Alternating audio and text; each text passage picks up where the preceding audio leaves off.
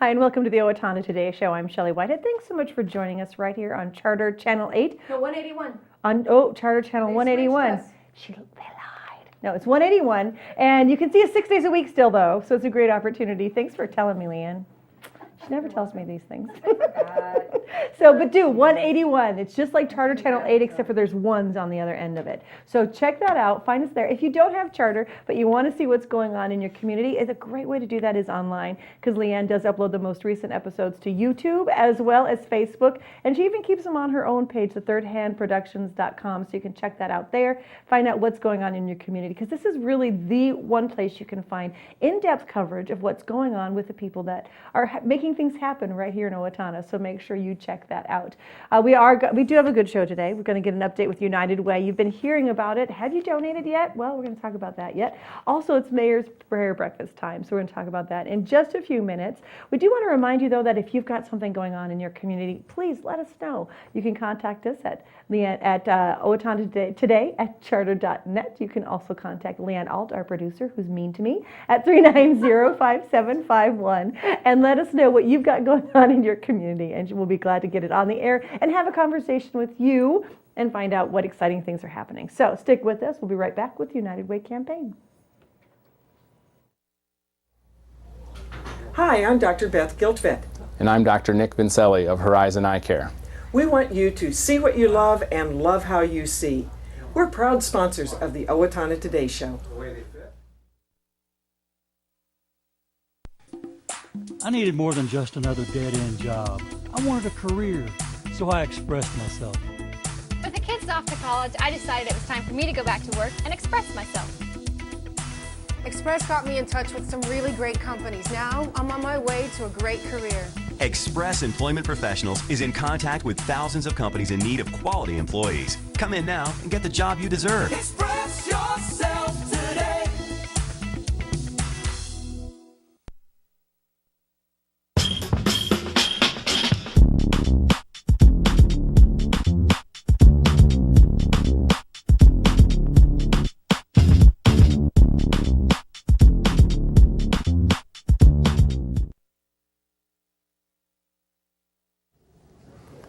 Hi, I'm Pete Grant, Superintendent of Owatonna Public Schools.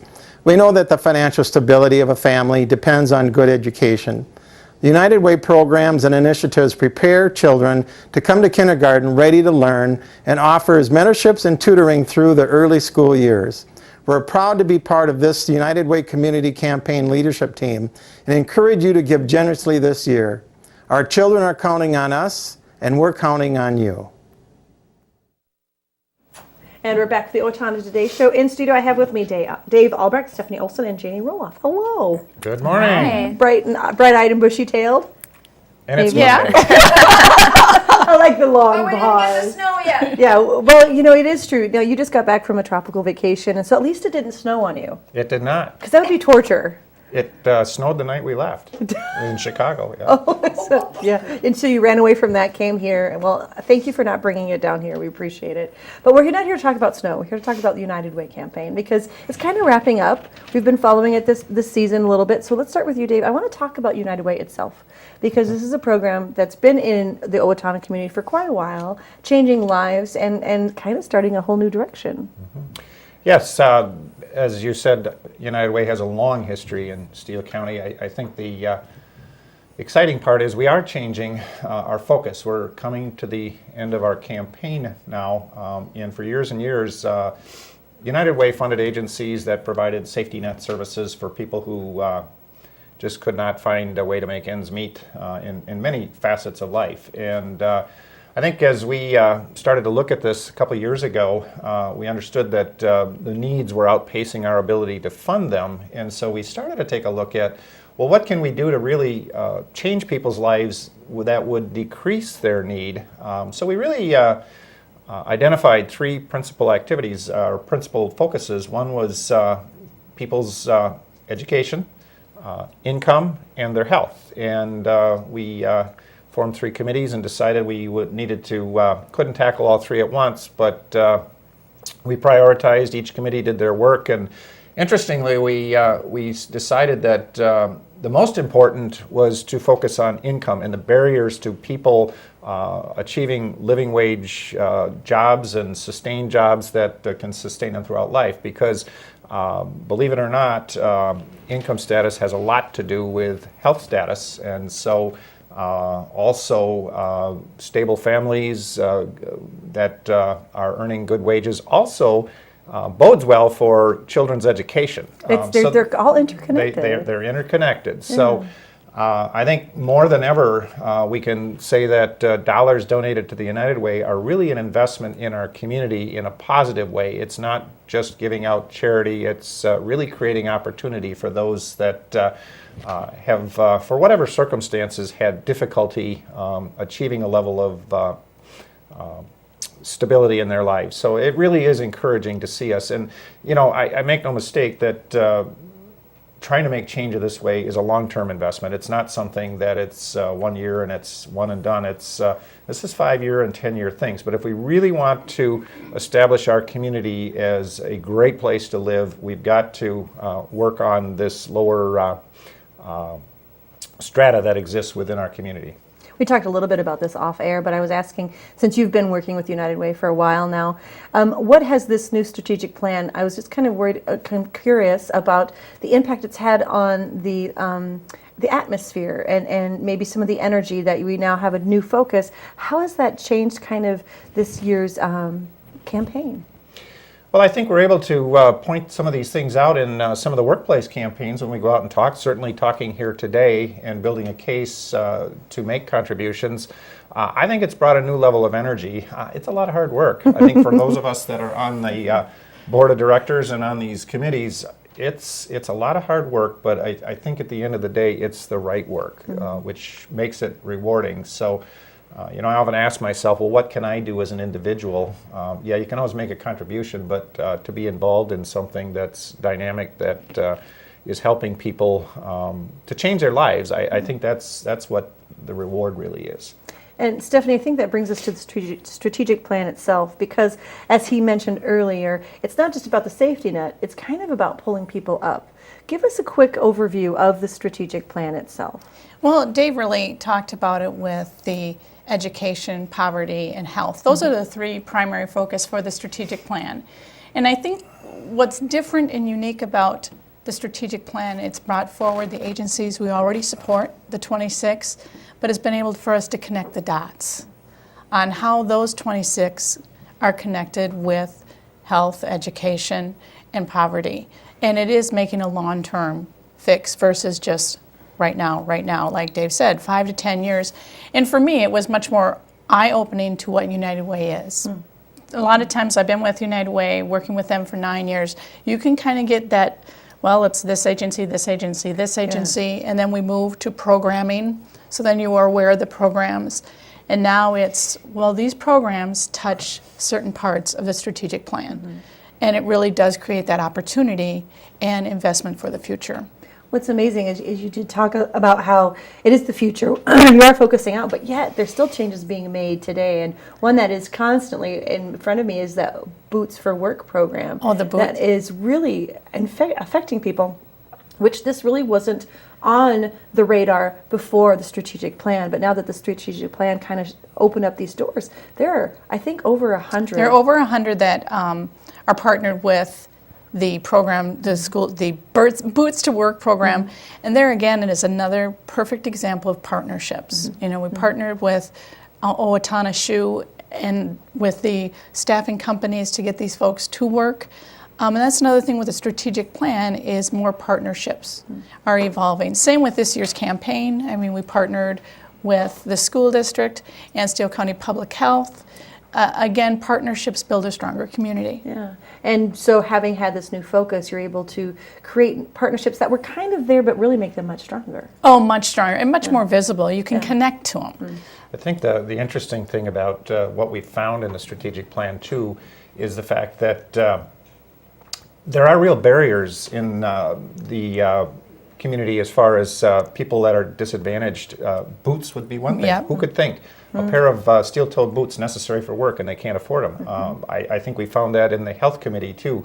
Access to fresh fruits and vegetables or just transportation to work. There are very real barriers that people do encounter that really are, I guess, call them the easy things that we can initially focus on. Yeah, yeah, but yet still keep those long-term goals and kind of give them that hand out. But what's interesting to me about Janie, about the United Way, is that we have this long-term plan, we have the strategic plan to try and help work with these agencies, but there's so much more to the agencies. It's just not, oh, hey, you look good, let's give you money. You actually do a really good job of investing and checking these agencies out. Tell us a little bit about that process. Yeah, I started on the board about 1.5 years ago, and I was surprised at how rigorous the application process was. I mean, you know, that's one of the best things about donating to United Way is you truly can feel secure that your money is going to the right spot. I mean, you have to show what you're doing with the money. You have to have a balanced budget. You have to have other sources of income besides the United Way, so that you're not solely relying on them. Yeah. And it's just very interesting to see all that. And you know, as somebody that wants to donate but doesn't really know where, it's nice to not have to go out and do all that research to say, well, where can my money be used best? Because the United Way is really doing that for you. It is true. Every time you walk into the store, you say, buy this gum, it'll go to this great charity. Right. Well, really, how much of that money is going to that charity? And I believe that United Way makes all of their donations and all of their investments very clear. So if you want to, you can walk into the office and see what those donations go to exactly. Yeah, yep. And the other thing is, you know, we're putting on this strategic plan, and we were able to get some grants to secure money to do that. So none of the, you know, the extra that the United Way is doing is coming or taking away from the agencies. We're truly able to donate to the agencies and have this separate piece where we've gotten these grants to do that. So this may not be a question you can ask, but do you see that with the strategic plan and the way it's moving forward and the agencies, is there going to be a component now that the agencies need to fit within that strategic plan, do you think? Or do you think that maybe we'll still allow some that maybe don't have complete? And I think that's really the challenge. I happen to chair the Community Investment Committee too, just starting out. Because you need something else to do. But I think one of the key aspects of that is to talk to the agencies about what they're doing with some of this change, to change people's lives. And not every agency is in a position to do that, but for those that are, that will be part of the evaluation process for funding going forward. What are they doing to change people's lives instead of just maintain people's lives? We've only got less than a minute left, so we want people to give to the United Way. This is why we're here today. So Stephanie, how can they do that? How can somebody who maybe doesn't have a job, or maybe they do, what can they do to give? They can definitely call the United Way office, and you know, that's 455-1180, and Neil will be able to help you out. He's at the front desk. You can give anytime. There's plenty of time to give. And just now is just an opportunity to give that focus, remind people what United Way does, and that's why you have this drive. It's just awareness, and that's what I think people need to know, is the awareness that United Way does. So tell me, Janie, what's one reason people should donate to the United Way? I think one of the most important reasons is really to help out the community and really be there to support everyone around you, because you never know if you might be in the situation where you need that. I think that's something we forget, you know, especially coming out of this recession. Maybe people will be reminded a little bit more, but you never know. Thank you, ladies and gentlemen, for your time. We'll be right back. Please stay with us. Hi, I'm Rick Smith, Golf Course Superintendent of the Brooktree Golf Course. Brooktree is an 18-hole championship golf course featuring well-manicured greens, tees, and fairways. We are open to the public. I challenge you to find a better maintained golf course for the money we charge here at Brooktree. Come on out and play Brooktree, a great golf course. Everyone deserves opportunities to have a good life, a quality education that leads to a stable job, enough income to support a family through retirement, and good health. But the reality is, many children fall behind, many families are struggling, and many others are in poor health. United Way's goal is to find long-term solutions. Thanks to a grant from the Otto Bremer Foundation, we're hosting community conversations this year to address these issues. If you'd like to join us, please call our office. Hi, I'm Brenda with the Mortgage Office of Brenda Bednar, aligned with American Mortgage and Equity Consultants, where closings feel right from the beginning. I'm a proud supporter of the Owatonna Today Show.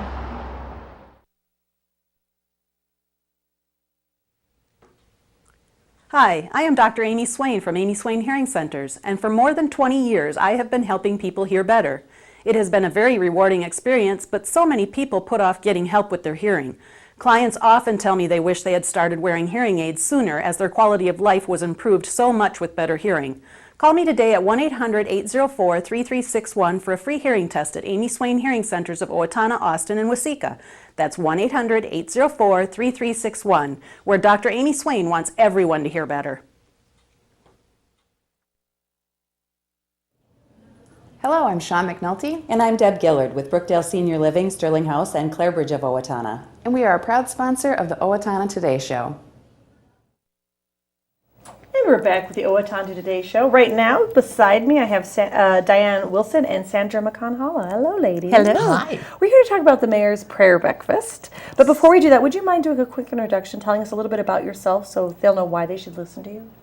I'm Diane Wilson. I am a lifelong resident of Steele County. I do live outside the city limits, but that's beside the point. This is my town. The mayor. This is my, oh, the mayor knows. The mayor knows. I am a retired individual, and I am just having a great time doing a lot of volunteer work. I volunteer with, obviously, the Owatonna Exchange Club, as well as with SCORE here in town, the History Center, other things. You just keep yourself having busy. Just having a good time. Yeah. Go ahead.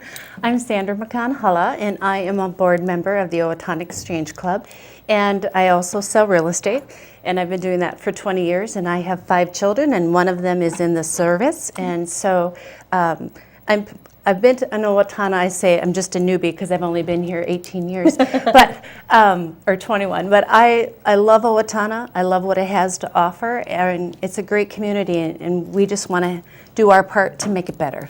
Well, we're here to talk about the Mayor's Prayer Breakfast, and this is put on by the Exchange Club. So I'd like to kind of give people an idea of what the Exchange Club is.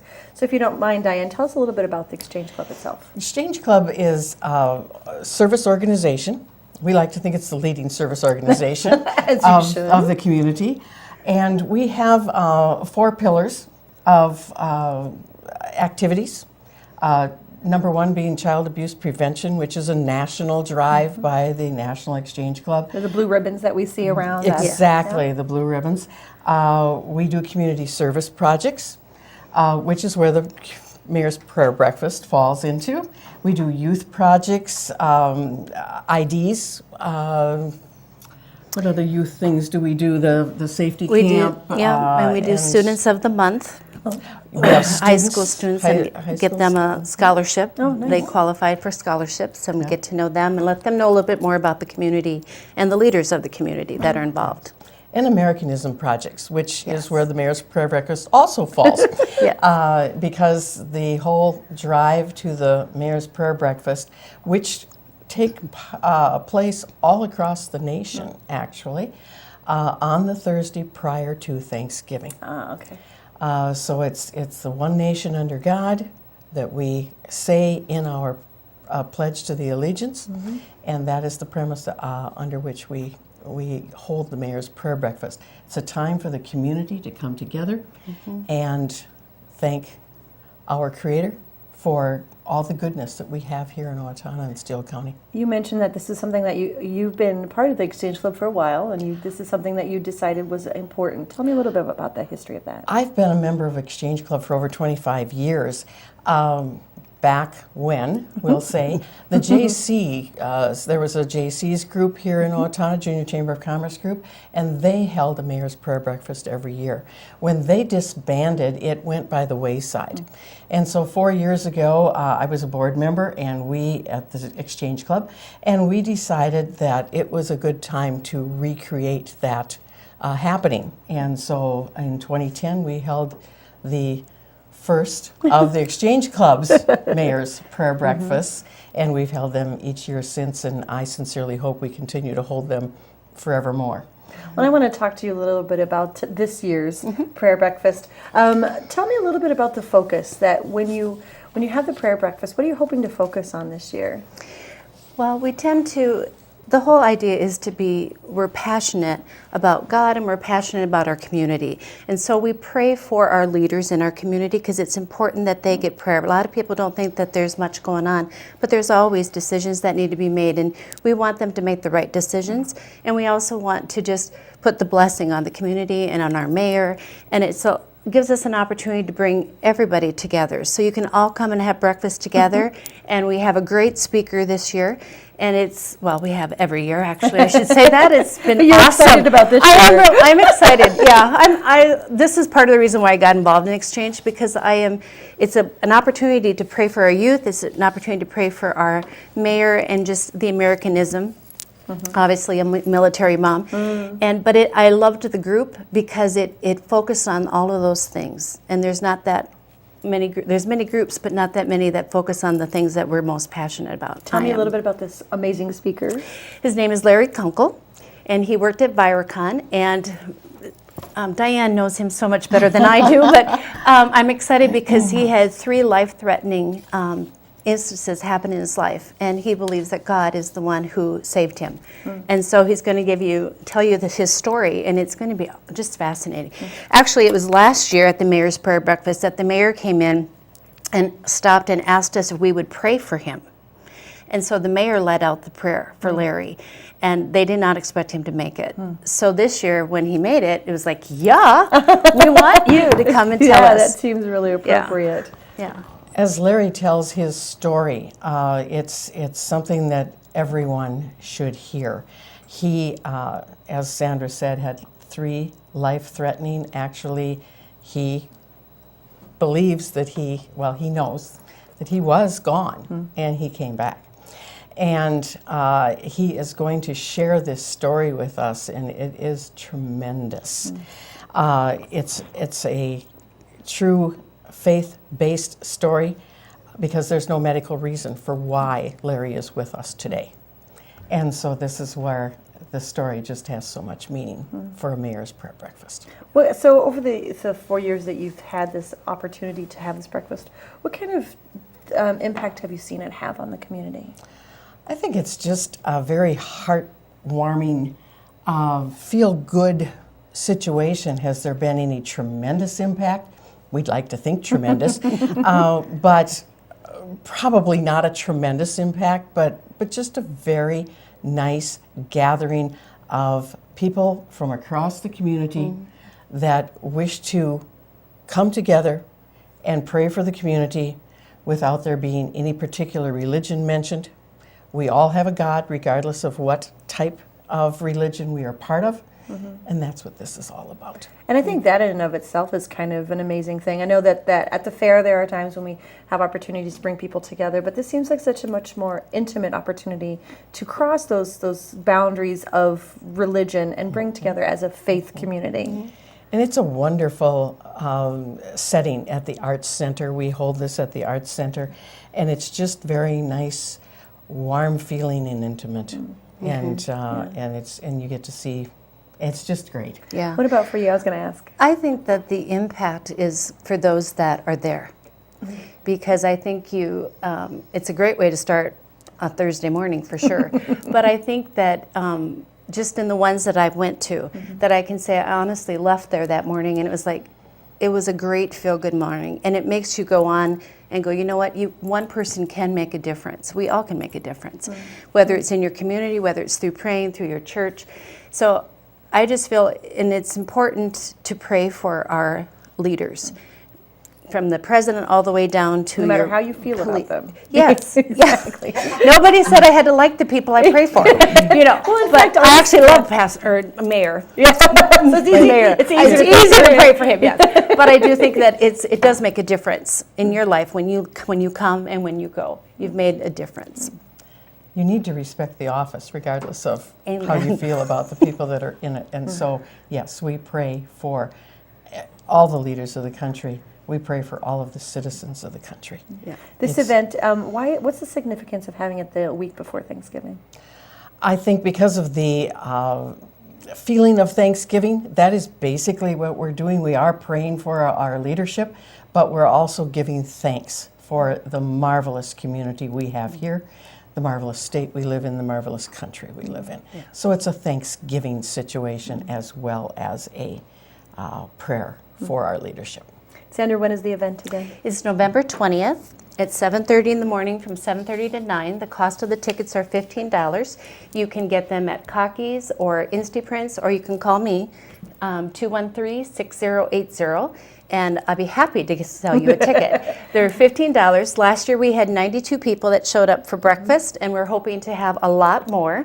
I can only fit so many, so I could have to turn some people away. So, because it's not just exchange members, you're looking for community members, everybody. And is this a fundraiser for anything in specific? Nope. Just covers the cost. It just covers the cost. Good. Ladies, And thank you. Oh, go ahead. I was just going to say we would like pre-ticket sales Okay, so please versus call. coming that morning because we do need to plan for food. So Yeah. Thank you, ladies, so much for your time and for your Thank you passion. for having Thank you. We'll be right back. Please stay with us.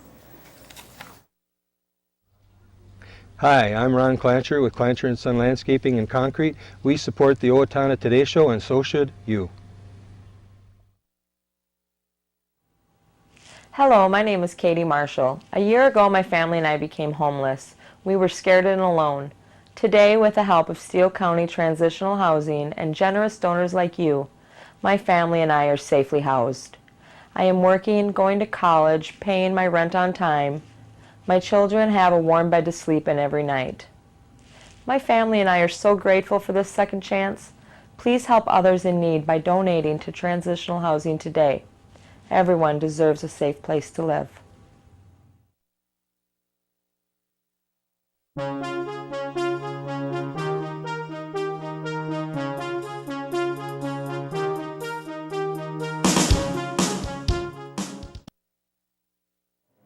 And it's time for a look at some of the community service announcements we have. On Wednesday, November 12th from 7 to 8:30 at the Owatonna Public Library, they invite you to join Mark Allister, the author of Chasing the Light, the Cloud Cult Story. It chronicles the career of Cloud Cult, a Minnesota-grown indie rock band. This is led by singer and songwriter Craig Richardson, who is originally from Owatonna, and has often been called the most idealistic and least cynical of the groups in the country. Allister will sign and sell the book, and so it's a great opportunity for you to get a little bit of Owatonna, I guess, famousness. I don't know, I'm making up words now, but you can check that out on Wednesday. The Steele County Toys for Tots program is kicking off its annual toy drive. Volunteers will be delivering the toy collection bins. There'll be 60 participating businesses in Steele County, so it'd be kind of hard to miss them. New unwrapped toys can be placed in the available boxes. I'm making up all sorts of words today. And they throughout December 16th. That's when you want to make sure you get them in by. And then they will distribute the toys. And for those families who are looking for opportunity to be a part of Toys for Tots, the family application is now available. Parents, guardians must complete the application, and it can get them through the Owatonna Public Library, Salvation Army, Steele County Clothesline, Steele County Food Shelf, Steele County Human Services, and the Steele County Public Health.